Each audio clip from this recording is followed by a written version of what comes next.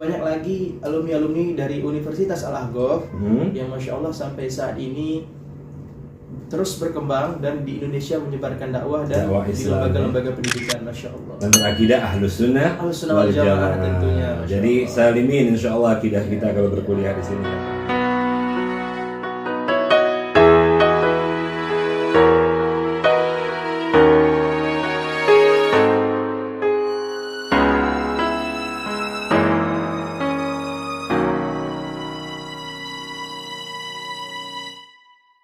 Nah nih, yang kedua pengen kepo lagi nih ke Ibnu biar informasi ashabul kiram. Ibnu di sini ambil jurusan apa? Nah, alhamdulillah. Jadi sebelumnya Universitas Al-Ahqaf ini ada dua lokasi. Ada dua lokasi. Yang pertama lokasinya di Kota Mukalla. Ya, di sini. Ya. Ini kedua, sebagai pusat. Iya. Yang kedua itu di Tarim. Nah, oh, di Tarim. Ya. Jadi begini. Jadi setiap mahasiswa baru pasti akan belajar di Mukalla terlebih dahulu. Setahun atau 2 tahun. Nah, yang 2 tahun ini adalah yang pertama mengambil persiapan markas lughah Arabiyah dan kemudian masuk ke mustawa 1. Nah, dan jika yang setahun dia tidak masuk ke markas lughah lagi dan langsung ke mustawa 1. Jadi setiap mahasiswa baru pasti akan belajar di Mukalla terlebih dahulu dan terkhusus. Nah, ada beberapa fakultas sebenarnya di Universitas Al-Ahqaf. Nah, tapi khusus fakultas syariah, Masya Allahnya Al-Ahqaf menempatkan fakultas tersebut di kota Tarim. Mulai awal atau sudah sejak lama? Sudah sejak awal. Iya. Maksudnya dari mustawa 1 di Tarim. Sejak mustawa 2. Oh, sejak mustawa. Berarti semua mahasiswa apapun jurusannya ditaruhnya di pusat dulu di Mukalla. Nah, dan khusus fakultas syariah. Mustawa 2 sampai selesai itu terletaknya di kota Tarim, Masya Allah. Agar bisa belajar dengan ulama-ulama Tarim mengenai ilmu-ilmu syariah. Lebih mendalam lagi.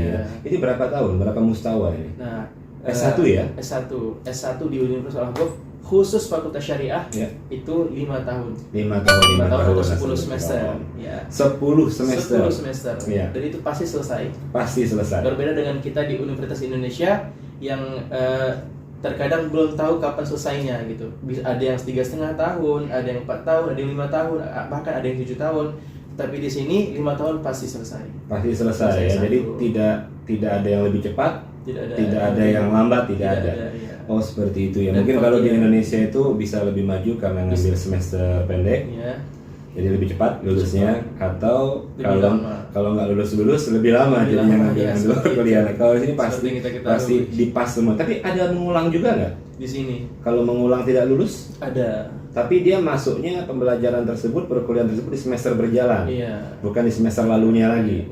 Oh, seperti itu. Jadi dipaketkan 5 tahun tuh pasti, walaupun yang mustawa 1 ada yang nggak lulus, dimasukkan pelajarannya di mustawa 2. Oh, seperti itu asalnya. Berlanjut. Nah, Ibnu ini jurusan apa? Dan insya Allah di jurusan syariah. Syariah berarti kalau di jurusan syariah setahun di Mukalla dan akan 4 tahun di Tarim. Di Tarim itu tadi kan belajar dengan para ulama-ulama ya, di sana ada kampus-kampus lainnya juga, sekolah-sekolah lainnya juga ya, seperti Darul Mustafa dan banyak lain-lain Darul Hadis. Artinya di Al-Ahqaf itu belajar di Al-Ahqaf berjalan, keluar pun bisa kepada tempat-tempat lainnya. Seperti Bu Yahya.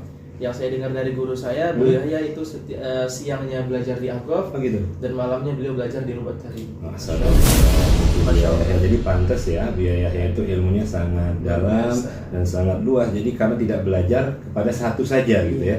Masya Allah, tabarakallah. Kemudian yang ketiga nih, mau nanya ke Ibnu, proses masuknya dulu gimana? Nah, ini proses masuk ke Al-Ahqaf ini tidak sesulit untuk ke Mesir. Universitas Al-Azhar Mesir. Perbandingannya langsung dengan Mesir ini ya. Masya Allah, Mesir kita tahu Universitas Al-Azhar itu luar biasa. Yang sejak lama Untuk masuk ke Universitas Al-Ahqaf kita selalu setiap tahunnya Universitas Al-Ahqaf selalu membuka pendaftaran. Dan setelah pendaftaran tersebut ada ujian seleksi.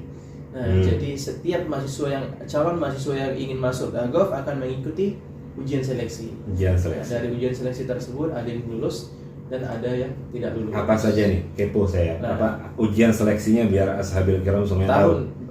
Tahun demi tahun, setiap tahunnya itu dilaksanakan di beberapa kota di Indonesia. Di antaranya seperti Cirebon, di kota-kota besar, di Medan. Ibnu dari Medan. Ibnu ini kebetulan dari Medan. Saya dari Medan. Dari Medan. Insya Allah. Nah, seleksi dari medannya aja ini gimana ini? Untuk seleksi Universitas Al-Ahqaf itu punya cabang di Indonesia yang dipimpin oleh Habib Hasan Hussein Al-Jufri. Habib Hasan Hussein Al-Jufri, ya ma'ruf. Saya kenal dengan Habib Hasan Hussein Al-Jufri, Masya Allah beliau ya. Atau Maktab Al-Ahqaf Indonesia. Maktab Al-Ahqaf Indonesia. Dan mereka yang selalu mengatur bagaimana proses seleksi dan pendaftaran di Indonesia. Nah, untuk masuk ke Universitas Al-Ahqaf sendiri, Al-Ahqaf itu membuat ujian 2 tahap. Yang pertama ujian lisan dan kedua ujian tulisan. Ujian lisan, ujian tulisan. Dalam proses Indonesia dalam ini proses ya. Indonesia. Ujian lisannya apa aja nih ditanya? Untuk ujian lisan itu terfokus kepada satu kitab. Satu kitab? Iya, itu kitab Fathul Qorib. Fathul Qorib. Kitab fikih dasar. Kitab fikih dasar. Iya. Nanti kita diminta untuk membaca kitab kuning, membaca kitab Fathul Qorib. Qiraah berarti yang pertama ya. Kemudian kita disuruh terjemah. Terjemah yang kedua, tolong dicatat atau menjelaskan. Oh, bayan, menjelaskan, baca, menerjemahkan. Berarti aspek bahasa di sini masuk ya.